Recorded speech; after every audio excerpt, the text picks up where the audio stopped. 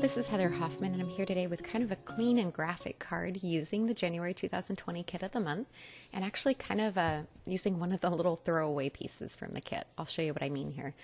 You see that pretty window frame that's in this kit? I was starting to pop all the bits apart, and I started looking at the center of that window frame, and instead of throwing it away, I thought, that might be kind of fun to use as a stamp as well. So sometimes it's fun to kind of look at some of the leftover pieces and see if there's ways you can use them. So I pulled this out, and I'm going to use some fun ink colors, and I'm just going to kind of pop it in and use it to add some blocks of color on the background. It's almost just a kind of a fun, a little bit of an abstract rectangle. It's not a perfect rectangle, but that kind of adds to the fun of it. I'm using my Pink Fresh dye inks. You can use any inks for this, but I just kind of pulled out a fresh and bright color combo. I'm using Coral Reef first, and then I'm going to clean my stamp in between, and then just kind of make sure it's dry there with my hand so I don't smudge anything when I put it back in place there in my Misty. And then I can come in with my next color, and for the next color I'm using Apricot, and I'm kind of overlapping it so the colors kind of mix and blend a little bit too. This would also really be fun to do with distress ink and mist them with water for a little bit of a watercolor effect.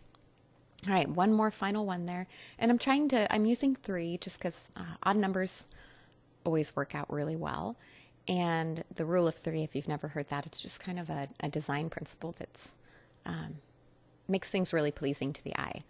And I'm also kind of offsetting. You notice how I didn't line it up perfectly with that pink one above? I kind of offset it so that they're kind of at different heights and spots and overlap to different quantities. All right, now I'm going to pull out that border die, and then I kind of went between the 2 sentiments on there, and I ended up picking that one there. I just felt like it fit on there a little bit better. Now I'm going to add this with some black ink, and I'm starting with the sentiment, and I kind of played with my placement and decided to kind of center it between those upper 2 and use the grid of my Misty to make sure my words are straight and got them going in an even line. And then I can stamp that with some black ink. I'm using VersaFine Onyx Black. It's just one of my favorite black pigment inks, which works quite well over the dye ink. And then instead of using my Misty for this last part, I would have needed to pull out my full-size Misty, and I just decided to brave my clear stamp block at this point and just stamp it on. And I'm going to stamp this 2 times, kind of going off the edge of the card. So I'm using something to protect my desk so I don't get ink on my desk. And I'm going to stamp that first one, kind of figure out where I want it.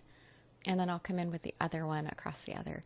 And even with this black, I'm still kind of following that rule of thirds because I have my sentiment in black, and then I'm adding those 2 little bits of the border in black. So it kind of builds on that same rule of 3 principle. All right, for one final finishing touch, just to add to that graphic feel, I'm going to add some black splatters on here. I use a box to protect my work surface, and I like to use Pink Fresh liquid watercolors in black and just add some really fine splatters on there. And there you go. Super simple, 1-layer, easy to mail card. Thanks so much for coming by today. Have a wonderful day.